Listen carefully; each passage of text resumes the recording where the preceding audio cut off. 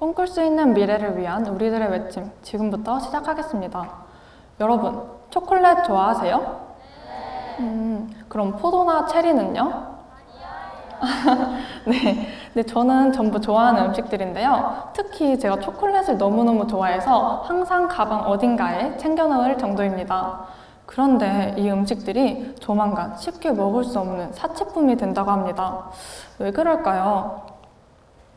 기후변화로 수년 내에 아프리카의 코코아 재배지가 사라지고 다른 작물들의 상황 또한 비슷하다고 합니다. 그런데 그냥 이렇게 생각하실 수 있어요. 초콜릿? 까짓 거 안 먹으면 되지. 그런데 2020년 영양실조로 목숨을 잃은 5세 미만 어린이는 2억 명, 전 세계 인구의 3분의 1은 적절한 음식을 구하지 못하고 있습니다.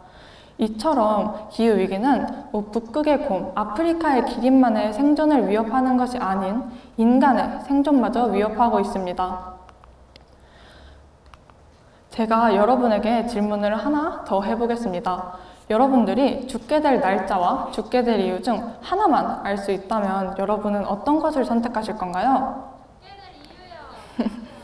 네, 다들 다양한 답변을 주셨는데요. 여러분의 선택이 무엇이든 간에 여러분은 어떻게 해서라도 죽음을 막고자 하는 마음일 것입니다.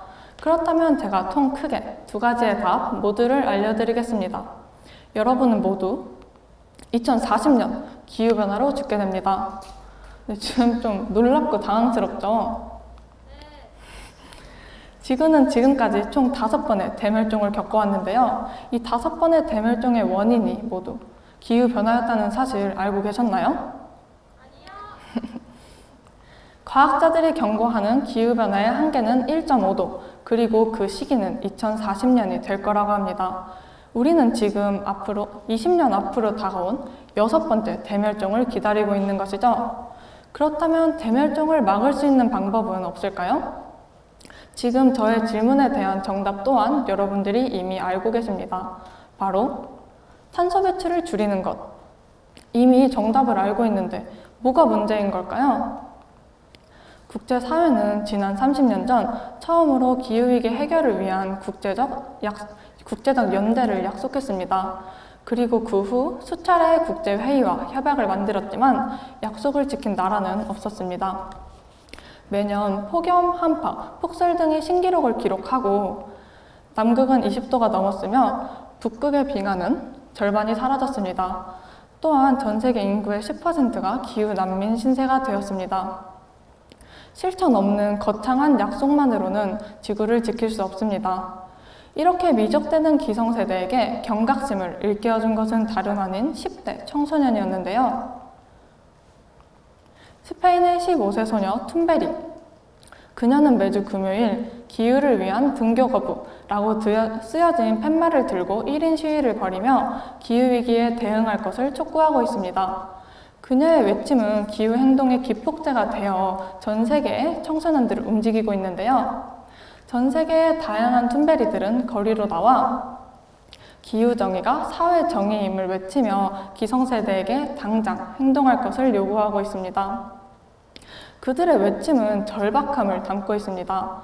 왜냐하면 그들이 기후위기에 가장 큰 피해를 입게 될 미래 세대이기 때문이죠.